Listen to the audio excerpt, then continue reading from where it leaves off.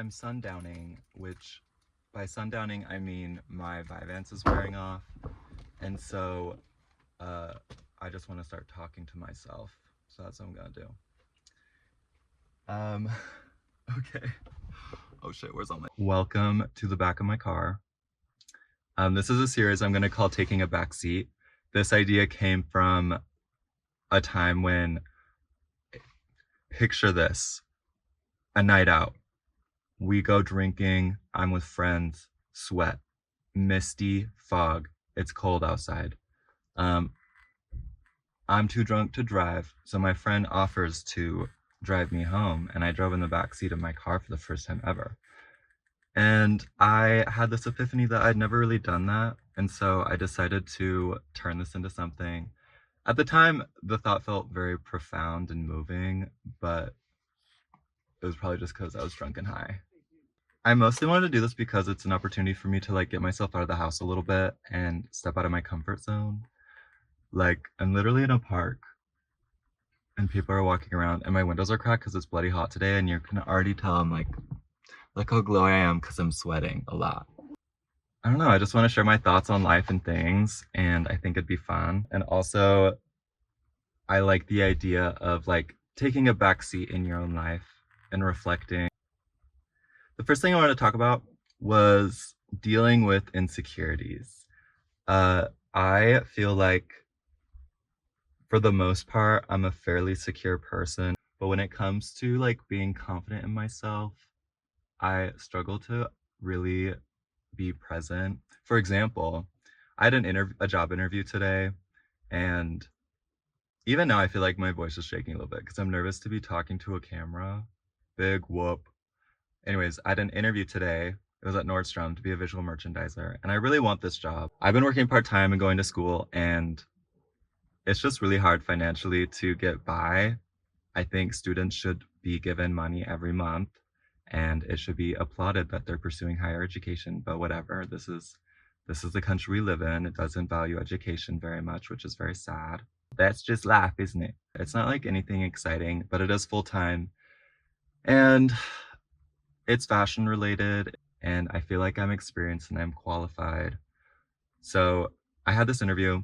I sit down. I haven't had an interview in like 3 years. I've been working at IKEA for like over 3 years now, and I love the place. But I really need to have a change in my life as far as like the way that I earn my money. So I had an interview today. I hate interviews. I always tell people I interview well, but I get so anxious. Like, it's the same kind of anxiety I'm feeling now, where it's such a step out of my comfort zone. From the moment they ask me the question, tell me about yourself, and I'm like, who the fuck am I? Blank in my brain. Like, who am I? Why am I here right now in this chair across from you? And what is this about? Like, that's like a ping pong. It just bounces all over the place and I can't catch the thought. I think in the interview I was like, hi, my name's Micah Taylor and I lived in Utah my whole life, and this is just something I'm interested in because I'm really into fashion. A lot of my side hobbies include creativity in lots of different mediums like photography and art and blah blah blah blah blah. And she's like, okay, scribbles something down, and I'm like, okay, so do you like me? That's the thing about interviews, is you don't get feedback, and it pisses me off. Like, they're supposed to just keep it neutral. They're not supposed to give you any idea of whether you're doing bad or not. I feel like most of the time in interviews, I prepare a lot, and then when I get there, blank page, I have stage fright, and I'm trying to get over that. She goes on, and I feel like I'm choking a lot. Like, she's asking all these questions that I know the answer to, but I am just not coming up with thoughts that feel like catered to what she's asking. I probably did fine. Like, if someone was recording it and played it back, people would be like, okay, that was a normal interview. But in my head, it's screaming. There's bells clanging. It's just a lot. And she was really pretty and really smart, and like, she was really good at making me feel comfortable. It's just me.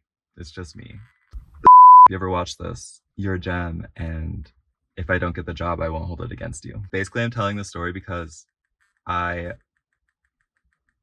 think that I'm a secure person. I think I'm a confident person, and then I'm faced with situations like this and I just like freeze up. And I don't want to be that person anymore.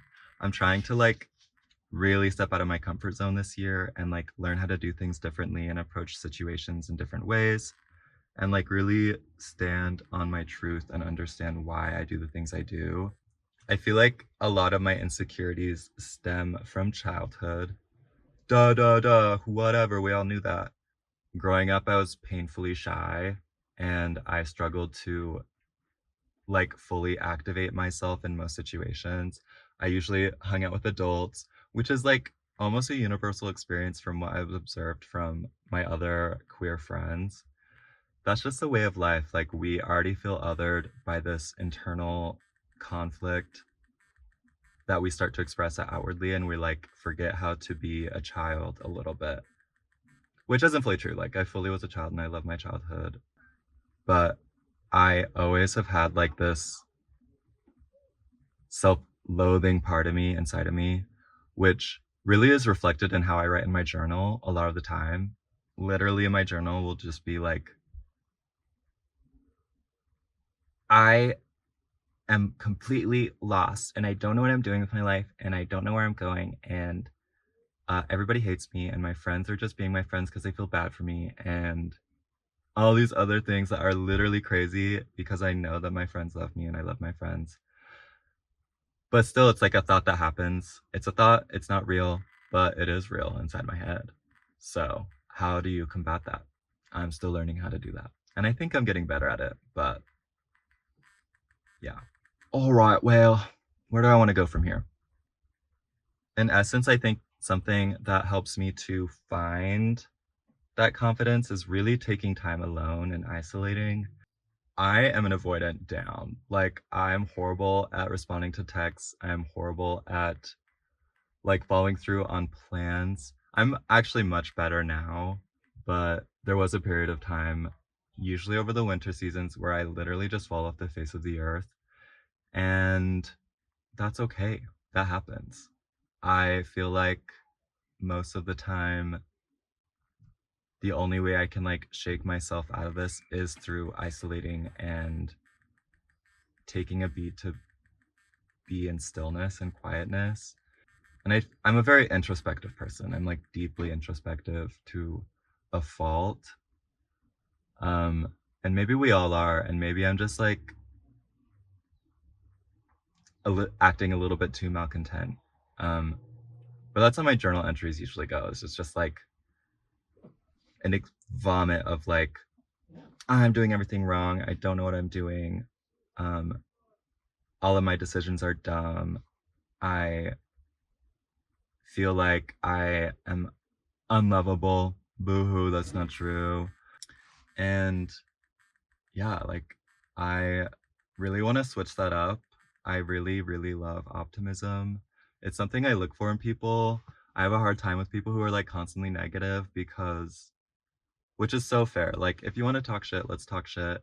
But let's do it in a way that the undertone is love and joy.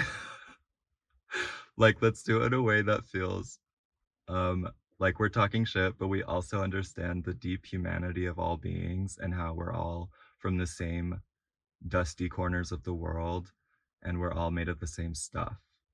But yeah, I really seek out optimism in people because it's really, first of all, it's really endearing. And second of all, because it's contagious. Like when people have like this innate optimistic attitude, especially in like uncomfortable or annoying or irritating situations, it really stands out to me. And when people are just like in a bad mood all the time and like the only things they have to say are negative about any situation, ooh, not exactly energy vampire, but a little bit energy vampire. I really hope that I'm not that person. I like to think that I'm like a joy to be around. And that's what my friends tell me and my mom and stuff. But like genuinely, I hope people feel like when they're around me, they feel like they're special. 'Cause I want them to know that I think they're special and that they're worth my time. So yeah, wait, I'm gonna crack my neck. Oh no, wait. Ooh, that was a good one. I shouldn't do that. But I don't think it's bad enough where I'm like, I'm gonna stop doing it. Oh, and that reminds me. So another reason why I have a hard time around negative people is because I'm already like doing an internal battle of keeping my own pessimistic worldview inside and like trying to regulate that. Um, I definitely struggle with it sometimes. I'll like lash out and like really just go to the worst case scenario in conversations. But I also don't want to be that annoying person who's like, glass is half full when someone's like talking shit about something and they just need to be validated. So I try not to be that person either. But I'm just trying to be a person. You know what I'm saying? I want to also stop caring about stupid stuff and not waste my time. Um, Stupid stuff that I don't want to waste my time on. Caring about what I post on social media. Um, Not wearing outfits because I think they would look dumb. One time I wore a t-shirt dress and leggings underneath and I went out, and that was the most fun ever because I just felt like this outfit's so stupid. I can be as stupid as I want and be silly and have fun. So I want to do that more.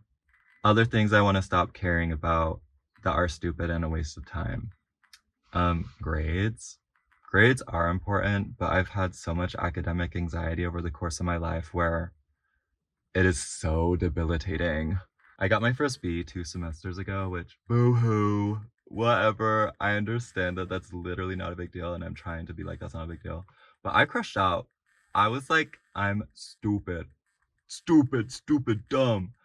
But in reality, B is a great grade, C is a great grade, D's and F's are literally grades, and you did your best. Like, it doesn't matter. You're showing up for yourself by being in school. So those are some things I'm trying to stop caring about.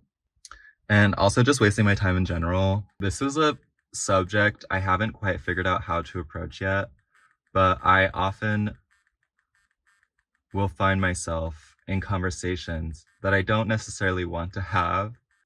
Like, I care too much about either hurting their feelings or like, um, uh, there really is no way of not saying this that doesn't sound like I'm an asshole. But sometimes I just want to be like, hey, you're so amazing, and I'm sure that what you have to say is important. I don't want to be in this conversation anymore. And I just want to walk away. Like, I want to be like, love this for you.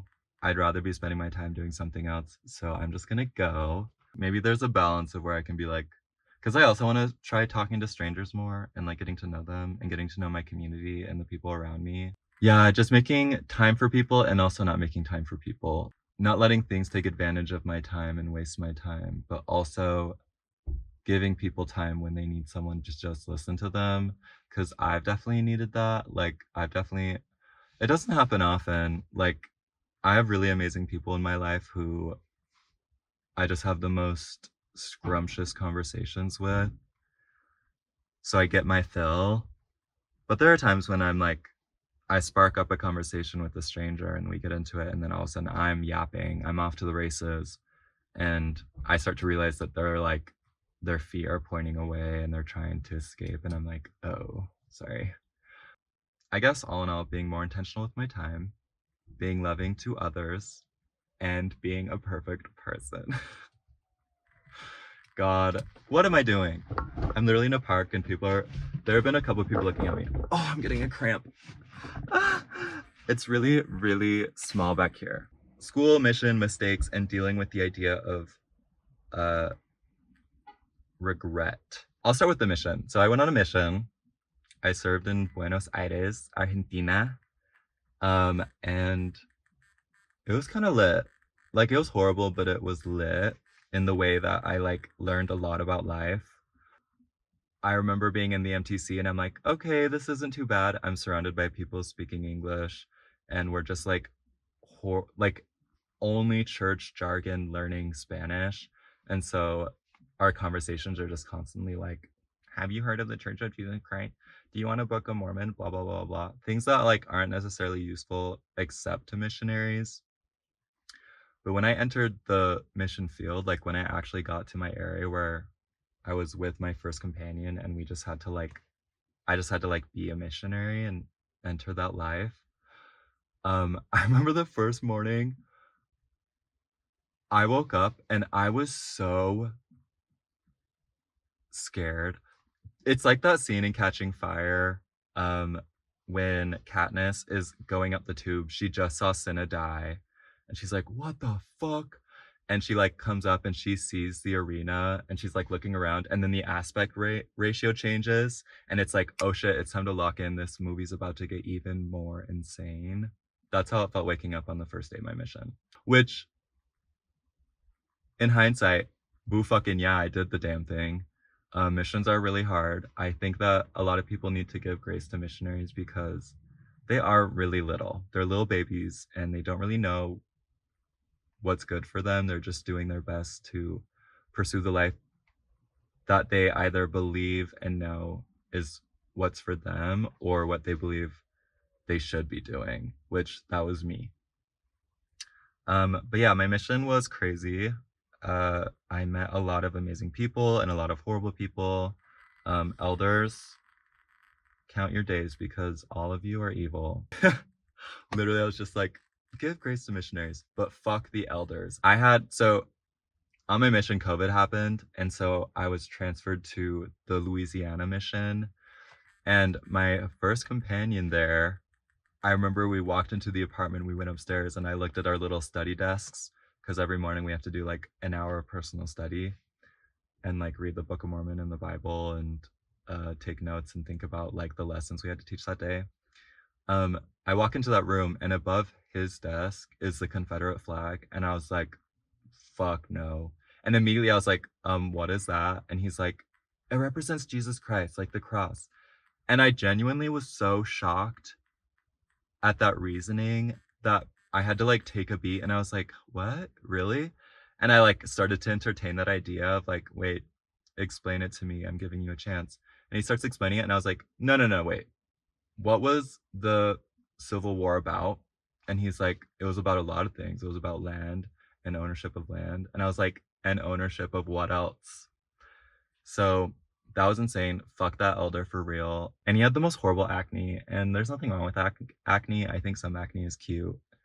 But his acne was the evil kind, the kind that's like, oh, you have acne because you just ate spaghetti and didn't wipe your mouth with a napkin. Oh, also, when I got sent home from Argentina because of COVID, I was so dysregulated. Like, I felt like something got cut short. And obviously, my mission was a means to an end of like escapism. I always tell people that like my mission acted as a way to avoid coming out and being gay and living a gay life, which booyah for me. I love it here. I love being gay. It's the best thing ever. But when I got home from Argentina, the first thing I did, I like hugged my mom, I hugged my dad. We had a weepy little moment and it was beautiful because I miss them so much. But then the first thing I did when I got in the car is um I called my stake president. The stake president is like the leader of multiple churches. So like the leader of one church is a bishop, and then a leader of multiple churches is a stake president, and multiple churches is called a stake. Anyways, weird lingo. But I called him and I begged him. I was like, please do not release me as a missionary. I have to be reassigned. I still have 6 months left on my lease. Not lease, but like I want to go back out and finish this thing. And he's like, well, you're past the deadline because they were like, if you only had 180 days left of your mission, you were just going to get released and your mission was done and you served honorably or whatever. But I was like, hell no, I have 170 days and I'm taking them and I'm going back out to the field because this is the only thing I know right now. And I really can't face the thing that comes after yet. So I got reassigned. He literally came over to, like, there's like a little ritual where you get released from your calling. And he came over and I basically fell to my knees and I was like, please don't do this. Yeah, it was rough. It was a rough time. Okay, that's my mission. There's probably another time I can talk more about it, but school. The first thing I ever declared as my major was psychology, which apparently a lot of people do, because I didn't really know what I wanted to do yet. But yeah, I just pursued psychology. I took my first psychology class and I was like, well, that was interesting. And then I read the DSM-5 and I was like, fuck this. I don't want to know shit about shit. Like, I need to go back to therapy and do this, not learn about it. And I mean, I still learn about it, but yeah, reading the DSM-5 freaked me out a little bit. I have cycled through so many diagnoses at this point that I feel like I know a very little bit about a lot of things. I changed my major so many times at UVU. I think I changed it every semester. My second semester, I was like, you know what, I love movies, let's study film. And I was a film major for a second, which was really fun. There was a film analysis class I took that was like 3 hours and it was twice a week. And every class we watched the movie. We would watch a movie a week. And then first class, we would watch the movie. The professor wouldn't pause it at all or anything. In the second class, we would really dig into it, which was a really fun, meaty class. I really like school. I really love school. I find learning very gratifying, and I find reading very gratifying. And also, I just love being fascinated by things. So, school has been fun. I've changed courses a lot, and eventually, I entered the fashion design program at Salt Lake Community College. I'm graduating this spring, which literally is like in a month and a half, which doesn't feel real. Like, I was talking to my sister about this the other day, but I feel like my seasonal depression was fabricated within my own body this year because there was no snow. Like, I feel like it threw my body's clock off a little bit, and I didn't really get the visual, like, atmospheric part of the depression. It was just like deep internalized evilness. Literally like the past 3 weeks, I'm making this video and I should be doing homework. I should be working on my collection. I should be sewing. I haven't touched a sewing machine in like 2 weeks. That's how slacking off I've been. But yeah, the past 3 weeks, I just entered an insane depression hole, and I genuinely can't even give you memories of what I did or what happened because I literally didn't do anything. I did go to the symphony with my roommate Shelby and Jake, but that's literally all I can remember. Like, I genuinely cannot recall what even happened the past 3 weeks. It was just a blur. It feels like when these depression holes happen, it feels like I fall off the face of the earth, which I feel like might resonate with some of you. But yeah, that's school. With that said, the last thing I wanted to do was read. When I took my gap year, I was gonna apply to the U of U because I wanted to live in Salt Lake, and I also like the U. I've never been there, but it sounds good. And I wrote all my essays for the application. I completely filled it out, and then I just never submitted it because I didn't know what I wanted yet. I wanted to read my personal statement that I wrote for this application because I reread it the other day, and I don't know, I really like it, and it makes me feel good about myself. So it's on my iPad, so I have to pull it up. Through the growing pains, I always assumed myself not particularly talented or special. Childhood seemed like a series of collision courses with abrupt periods. It sounded like a minor composed film score that sparingly transitioned to major resolve. Akin to breathing, I thought choking just as innate. When I was 8, I was asked if I wanted to be baptized and cleansed of my sins. In exchange, they promised to live the theology of the Church of Jesus Christ of Latter-day Saints. At the time, it felt more like a threat than a promise. So, like most children and even adults, I agreed out of fear, a choice that exposed me to omniscient surveillance. For a while, I lived like this, the control panel in my brain dictated by this existential dread. But now, I think I can happily say why life fills me with awe and wonder, or at least be able to describe the proof of it. Perhaps this realization came from acceptance of my queerness, or perhaps from role models like angels demonstrating the magnificent diversity of life's infinite branching pathways. Whatever it was, I know I love life. I know I love its ugly romance and beautiful crime. I keep discovering this through reading and writing.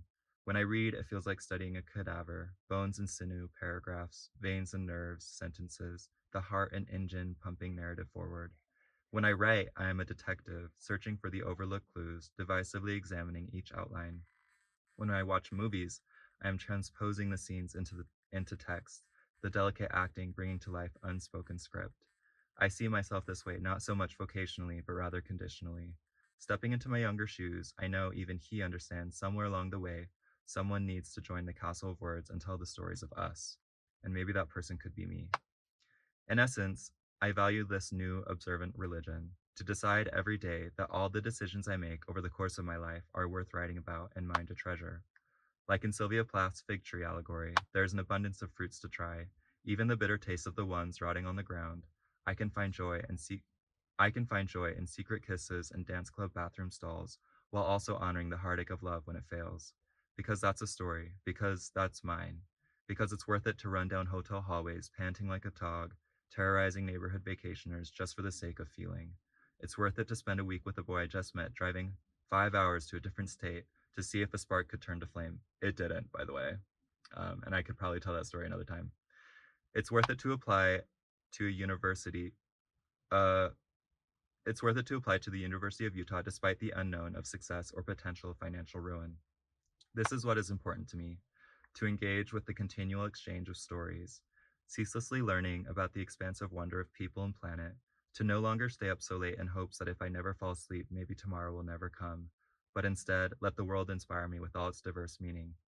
Although at times I am frustrated with my curiosity for pulling me in so many different directions, I know that it is an essential gift to want to understand and know the mechanism of life. Promise me understanding, and I promise to wake up on time for that day's complex proof of meaning, coffee in hand.